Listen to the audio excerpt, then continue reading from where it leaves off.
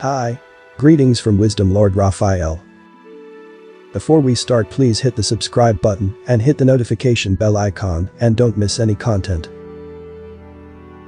This is the light novel of that time I got reincarnated as a slime. If you haven't watched previous video, I will leave the link on the description box, or you can click here. Let's start. This is Tensura Light Novel Volume 17. Tensura Light Novel. Volume 17. Fragments Across Space-Time. Chapter 2. Distant Memories. New Enemies.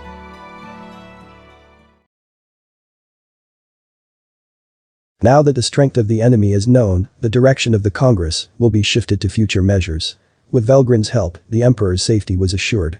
The officers in the main camp are not stupid and they understand what Velgrin is saying. That's why they decided to take care of it themselves first. Then keep a strict eye on the movements of the enemy fleet. Yes, sir. I'll double and triple my hands and give orders not to miss the movement. How much time do we have before the demon possesses a person and completely assimilates with them? Well, if there are a lot of demons, it won't take more than a week, but over here, I think it'll take at least 2 months. In front of Rudra, Velgrin also answers honestly without hiding what is asked. As a result, the policy was set without hesitation. It will take at least a month for the enemy fleet to finish replenishment and maintenance and leave port. The timing is consistent, so can we assume that the enemy won't move until a month from now? I'm not so sure about that. It may take some time to reorganize our freshly captured fleet, but with both the Azalia and Chinese fleets now in operation, wouldn't it be possible to launch them with just a refueling run? If that's the case, then it would be less than 2 weeks from Atlantis to the Empire. It'll depend on the weather, but it won't be done. Weather control is so basic, so think of it as sailing at maximum ship speed. Huh. Yes. By this time, the officers had begun to grasp Velgrin's personality. Although she had an arrogant attitude, she had a surprisingly caring side to her. She answers questions seriously and will give advice. She's a great ally. If there is no way to take advantage of it, the talented ones will ask questions everywhere. And as a result, they had developed a general plan of attack. Oh. We could intercept them on the mainland, but that would make it impossible for us to rescue our brave brothers and sisters who are being held captive. Perhaps we should strike out and destroy the enemy ringleaders. That's right. I agree with you, but there is the question of who should go. If Ryo Dono is protecting His Majesty, there will be no hindsight. I'll come with you. Oh, if Araki Dono will join us, it's a good thing. The entire swordsmanship squad, please join us.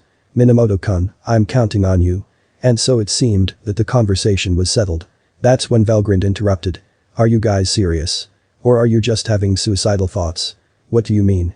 The army minister looked at Velgrin with a shine in his eye. He had hoped that maybe she would join them, but that was too sweet an idea. I'll give you credit for showing that you are willing to work hard on your own, but that's not enough. The enemy is powerful, so we have make sure to do our best. Most of them thought, what are you talking about, but some of them figured out the answer. One of them was the army's chief of staff. Am I to understand that we need more than our own country? This was surprising to Velgrin. He had been the first one to turn on her, so she was under the impression he was more impulsive. Good thing I didn't give up on him too soon. Velgrin nodded, disguising her true feelings. It is true that this is not the time to see this global crisis as an opportunity for nations to fight each other. We understand that, but as I have just explained, our military is in overdrive. The army chief of staff says that he is frustrated too. But then Minamoto says, as I thought, we should also get cooperation from other countries. If we're only half-hearted, we'll be defeated and possessed by demons. That's why we're taking on the challenge with only our own elite troops, so we have no choice but to ask other countries to send their elite troops as well. Hearing that, the others agree. It's the only way to go. This isn't a war anymore. We're locked in a race for survival against monsters, so this is no time to choose our bets. Before the outcome of the war, we must drive the demon out first. Right. This isn't just an Imperial matter anymore. That's right. We should contact you as soon as possible and keep in step. Just because it was the only way, he expressed his opinion. Correct. You guys are weak and you need to use your brains more. Hearing this, Velgrin smiled with satisfaction and replied.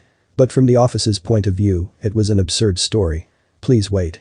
I'm sure the world leaders understand that things aren't going well. But that doesn't mean they'll join hands and cooperate. That would be difficult. No country is going to nod yes to an offer of a ceasefire out of the blue. We don't want that kind of suggestion in our country, do we? Those are very sensible opinions. Anything happens during the ceasefire is a disaster. For that to be possible, they need to at least get control of the military, which is out of control. Besides, there are many other problems. Even the popular opinion of the people won't be convinced. Some countries might use this as an opportunity to plot. The doubts were endless. Some argued that they could not move forward with suspicion, but if those fears are not cleared, then it is impossible to go hand in hand.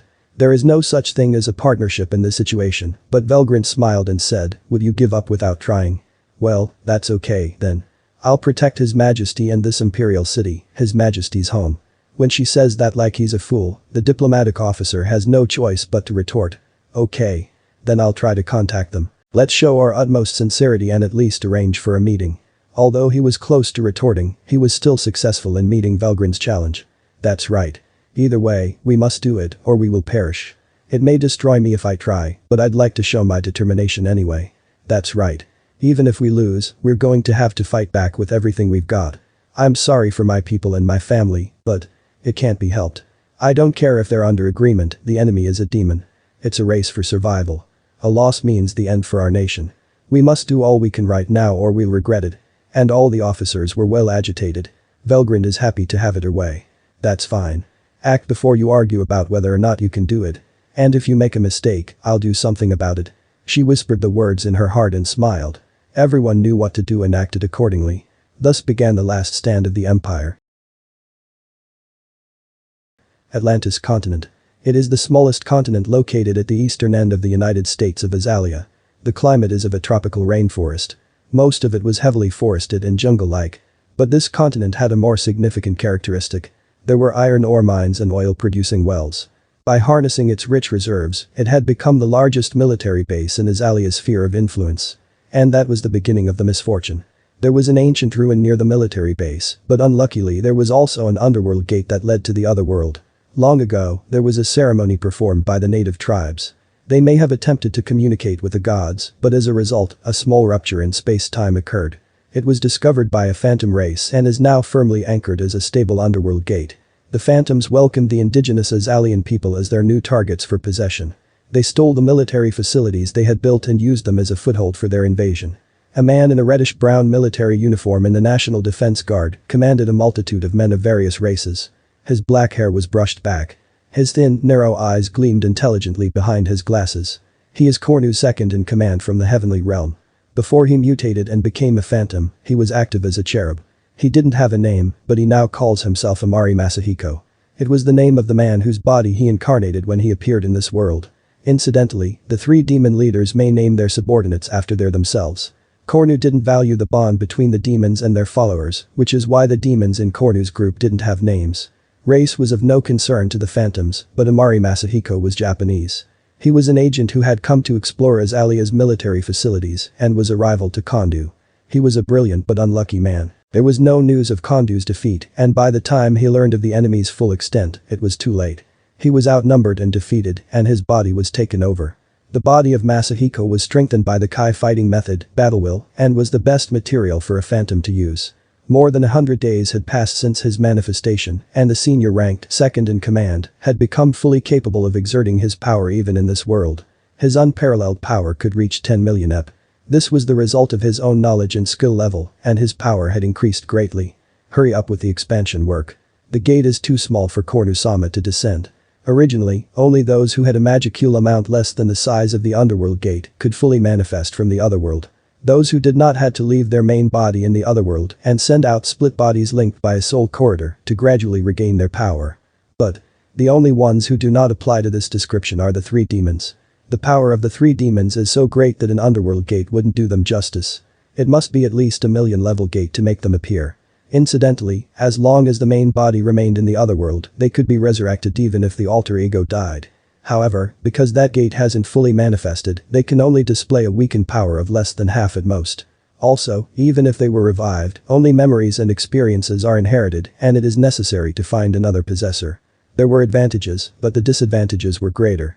By expanding the underworld gate, they could return to another world even if they are incarnated, so the phantoms were aiming for complete manifestation. The underworld gate was expanding day by day, and it was expanding faster than Velgrin had expected. It was about 100,000 in existence value, so a low intermediate level lieutenant would be able to fully manifest without any problems. The mental-controlled captives were lined up in front of the underworld gate. One by one, they are possessed by demons. The greatest advantage to the incarnation is that the phantoms can take their names. As half-mental life forms, they are unstable beings. By acquiring a body and a name, they established a strong sense of self.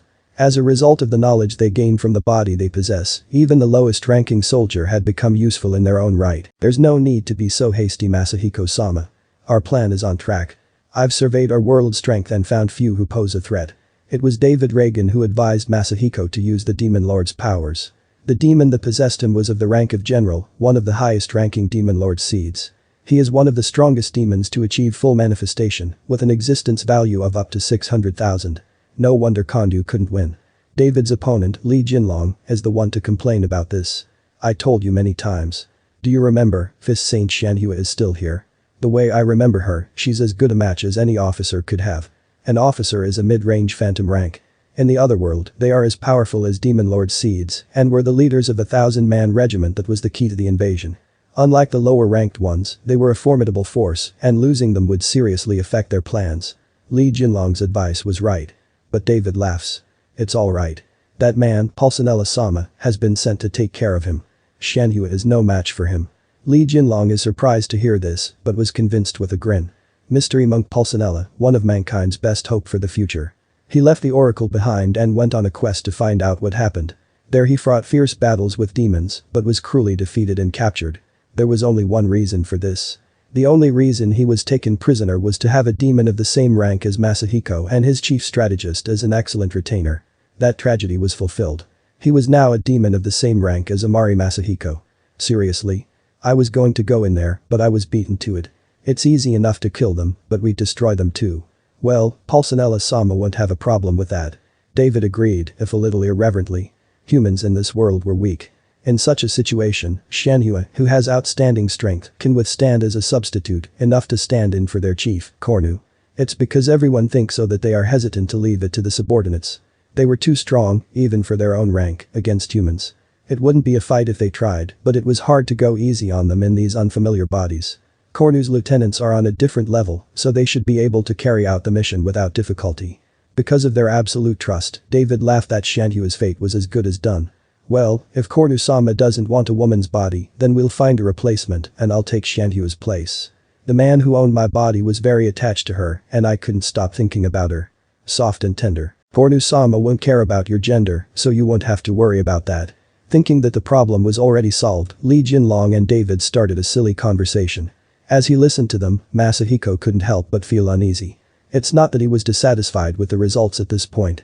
He was not satisfied, but he could say that they have launched an invasion of this world. Under Kornu's command, the 2 top general councils and the 4 generals have already been revealed. The expansion of the underworld gate was on track and a replacement for Kornu was on the horizon. The machinations of Pulcinella and the 2 remaining generals have come to fruition and the world is on the verge of ruin. All that remains is to reveal Kornu to the world.